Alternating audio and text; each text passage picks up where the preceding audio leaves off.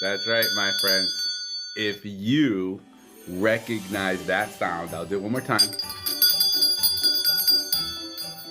If you recognize that sound, you might have buyer's remorse. Now, I'm going to tell you very straightforwardly, I had a wonderful holiday season. Yes, sometimes there are little bumps in the road. Sometimes things happen that you think you might have been able to do differently. But for the most part, it was a pretty good, right? It was a pretty good holiday season. However, many of us have buyer's remorse. That's right. Buyer's remorse is all about when that wonderful holiday spirit, you know the one that when you were driving somewhere in this big busy parking lot and you were getting out of your car and you heard that bell ringing and you're walking into the stores. And sometimes it's not always stores for food. Sometimes it's stores for presents. And then you say, well, you know what? I deserve this for me. It's Christmas time. I should get this present that's even more expensive and more better and different than the next person. It's Christmas time. But guess what? When the holiday spirit moves on, maybe December 26th, who knows, depending on what holiday you celebrate. But when that holiday spirit starts moving on, it hits your wallet and your home. So let's talk about that. Now, it's been the most wonderful time of the year, right? We had carols on the radio. We have our wonderful cookies, Christmas cookies. We have some of those awesome peppermint lattes in our hand. Oh my gosh, there was twinkling lights everywhere, right? And what do you think was happening? We were buying into it, and it was a great scenario this year. Well, let me tell you a story about Sarah and Tom. So Sarah and Tom, they were deep, and I mean deep, in the holiday spirit. And this year was going to be that extra special year for them. Okay? Why? Because they were finally homeowners. They had just closed on their first home. It was a charming brick house with a wraparound porch, and it was going to be perfect for their family for this Christmas and all the future Christmases. Or so they thought. Okay? So first of all, what happened is the snowball effect of holiday cheer started going into place. The house was love at first sight. It even had a fireplace with custom molding, with a mantle which Sarah could envision with stockings and garlands hanging off it. And Tom dreamed of setting up a towering Christmas tree by the bay window. We can totally make this work, Tom said, ignoring the fact that their budget, oh man, that word that nobody likes to hear during the holiday season, you know which word I'm talking about. Their budget was already stretched tighter than Santa's belt after a cookie binge on Christmas Eve. In their holiday euphoria, they waived contingencies faster than they could sing jingle bells and signed the papers without a second thought. Who had time to worry about inspections? Who had time to double check their budget? Who had time to figure, wait, are we going to be able to really afford this house? God forbid something happens to our current income.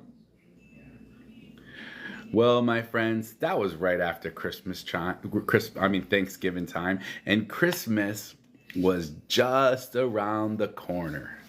So let's fast forward to mid-December. The moving truck had barely pulled away when reality set in like a snowstorm. It was called the fireplace surprise. Sarah tried lighting a fire on their first night that it was cold. only for smoke to billow into the living room.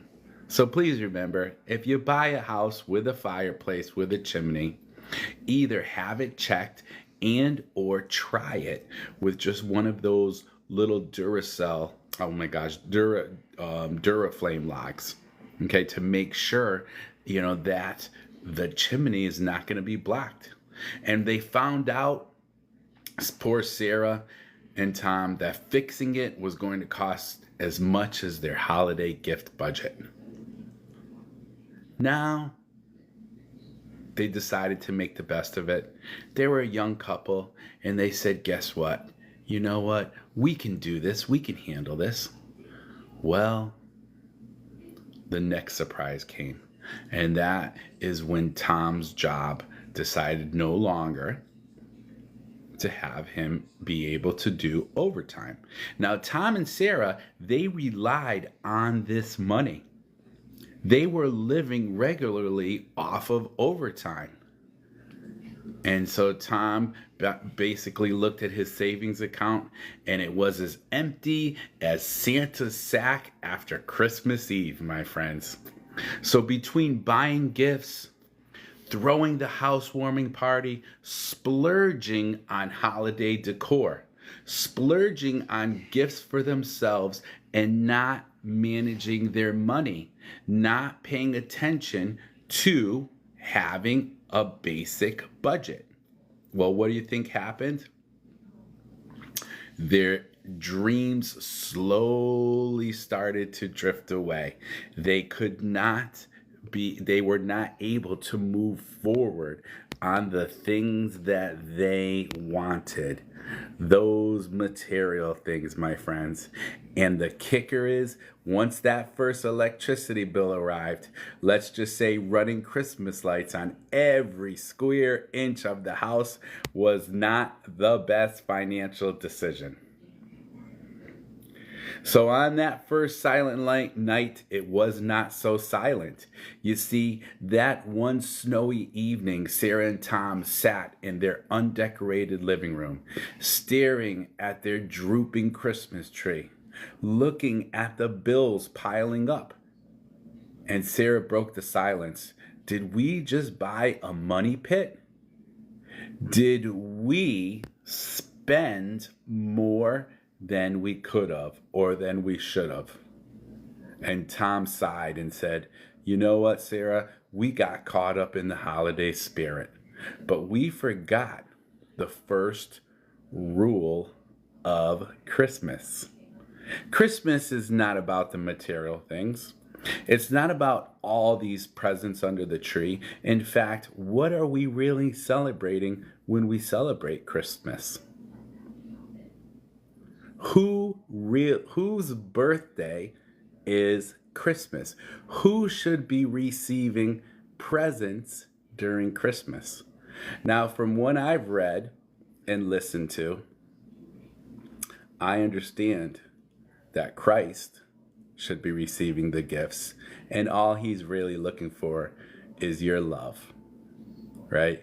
Is your gratitude. So they got caught up in this experience, and they looked at each other, and half out of exhaustion and half because they had no other choice, they laughed, right? And they thought about it, and they said, we can and will do much better, my friends. So you see, we can turn buyer's remorse into a holiday miracle, right? So determined to not let their first Christmas in their new home be a total disaster, Sarah and Tom decided to focus on what matters most: each other, right? Making that budget, being responsible adults, scaling back just a little bit because they have a plan on maybe some holiday plans, maybe not getting all of those over-the-top decorations, and maybe even patching up those drafty windows so that they can save a little bit of money until spring. Now, I see some of your comments. Hey, I'm broke. I celebrate Hanukkah, right? I know some of you celebrate Hanukkah, some of you celebrate Kwanzaa, and some of you celebrate Christmas. Maybe some of you don't celebrate any of these things. But if we take a look at buyer's remorse and what is going on during these holiday seasons, we have to understand, right, that it doesn't have to be a total disaster. So by the time, getting back to Sarah and Tom, by the time Christmas morning arrived, the house wasn't perfect. But guess what? It was theirs. They owned this house. Do you get it? They are not paying money to someone else to make that landlord richer. Now, don't get me wrong. I can be in many cases pro landlord and in many cases pro tenant, but I still think it's better to own your own home and build some wealth that way than to pay someone else. So buying that home basically can feel like an ultimate gift, but if you let your emotions, you let your holiday spending get the best of you, whether it's a house, whether it's an inflatable Santa, whether it's too many of these, my friends, right? Remember, you could have a difficult time in the month of January. So plan wisely, spend thoughtfully, and when in doubt, most of all, make sure that you get an excellent real estate advisor like myself. So that's the Christmas story of Sarah and Tom. I don't know if it's going to be a bestseller, but I do know that I wanted to share it with you. I hope you are having a wonderful holiday season. It's not over yet, but think ahead. Don't have that buyer's remorse, and I can promise you, you will be happier in the next couple of weeks, especially when those credit card bills come in. So God bless you, my friends. Have an awesome day. This is Rob Rosa. Hopefully your favorite real estate broker. Signing out, and we'll talk to you later. Bye.